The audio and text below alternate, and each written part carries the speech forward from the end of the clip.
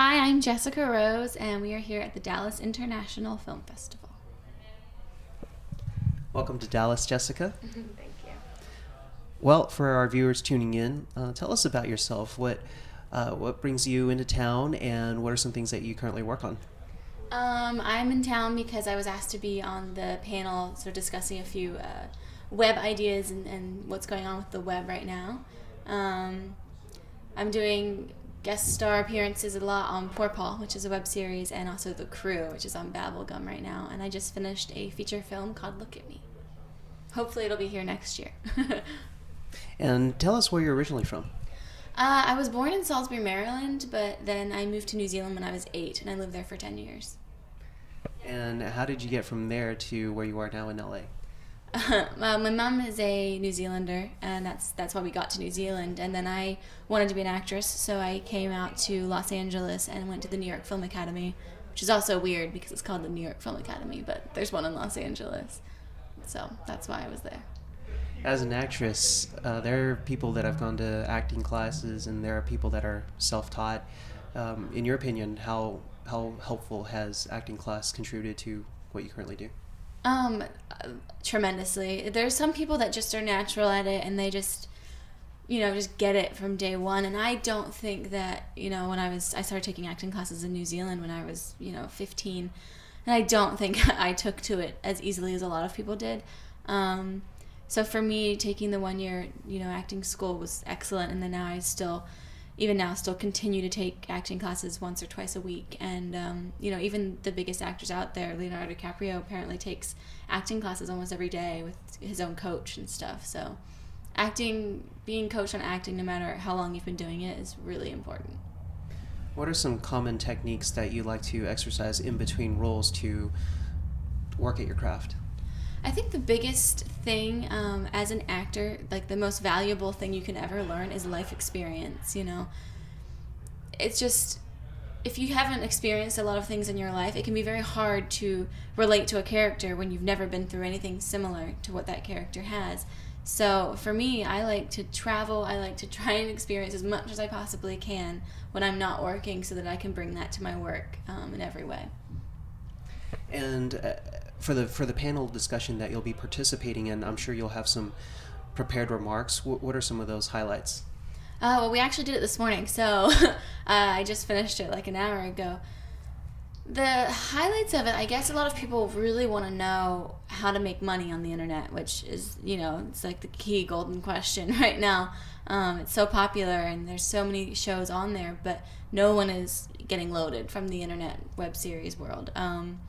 My biggest thing, and I've said this many times, is that I think if people want to make mainstream money, they have to spend the money to get the money. And in that respect, I mean in the quality of the show and in the marketing, which like the publicity of the show, because a lot of people just rely on word of mouth, which is great, but it's not enough. If we want to get people that aren't web people watching your show, you need to, maybe advertise on TV or put billboards up or something like that. So mainstream advertising, mainstream money, I think that's the big thing for internet.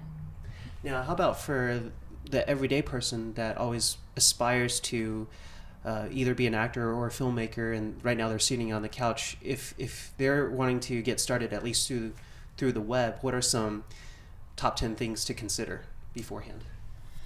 Consider being broke for the rest of your life. That would be the first thing I would say. No, I mean, as an actor and a person that is in this career that I love so much, I wouldn't recommend going into this career unless you do have an extreme passion for it, because a lot of people think, oh, I'm going to go out to Hollywood and I'm going to make it big and I'm going to get rich, and it's like a, get rich quick scheme, and it's definitely not. This is absolutely a marathon, not a race. So if someone was really serious about wanting to be an actor or wanting to be a producer or whatnot, then go for it. Great. But be prepared to spend a lot of time not making it, because you'll be spending more time doing that than you will be making it. In what ways can doing webinars benefit your work as a filmmaker or as an actor, if done right? You mean like panels and that seminar type things? Or even the current projects that you're doing, like where people can see webisodes, yes. Okay, sorry.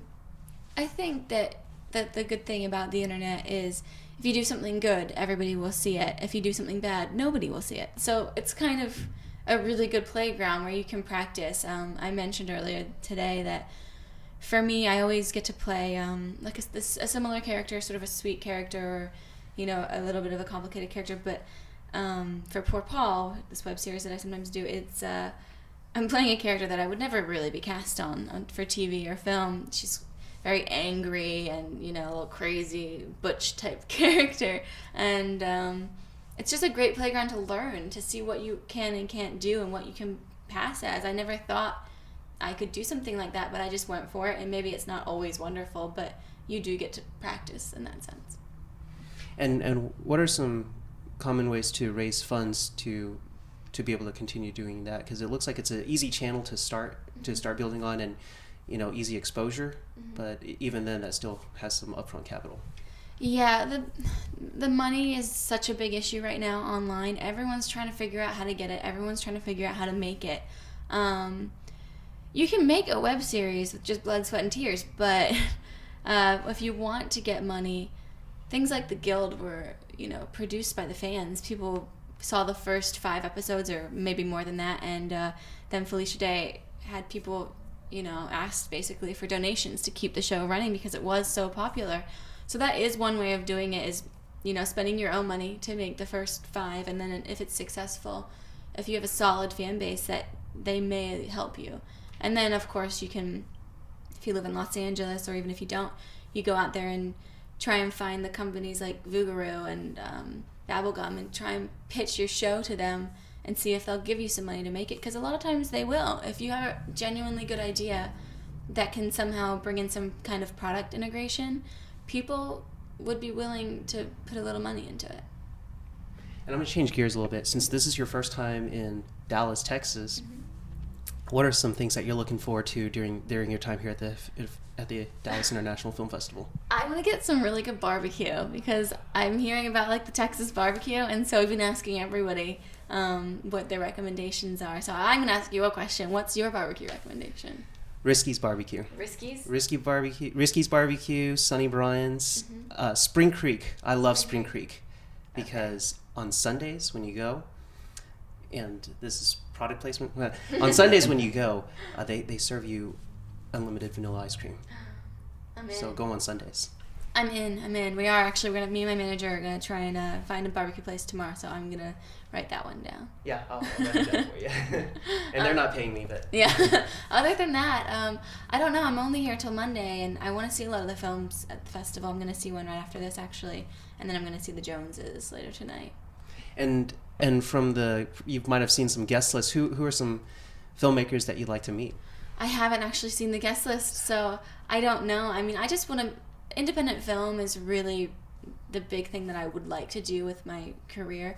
So for me to be here and be around these people that are making the kind of movies that I want to be in, that's good enough for me. It's cool. Gotcha.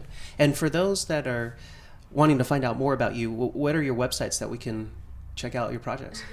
I am the worst internet actor ever because I'm not very good at, self-promotion and viral marketing. I have Twitter, but I don't use it very much. IMDb is always, the go-to, I would say. But Twitter, it's just Jessica Lee Rose, my name. So that probably is the best place. Well, Jessica, thank you so much for taking the time to visit with us and sharing some advice. And we'd like to see more visits from you here. Thank you. Thank you.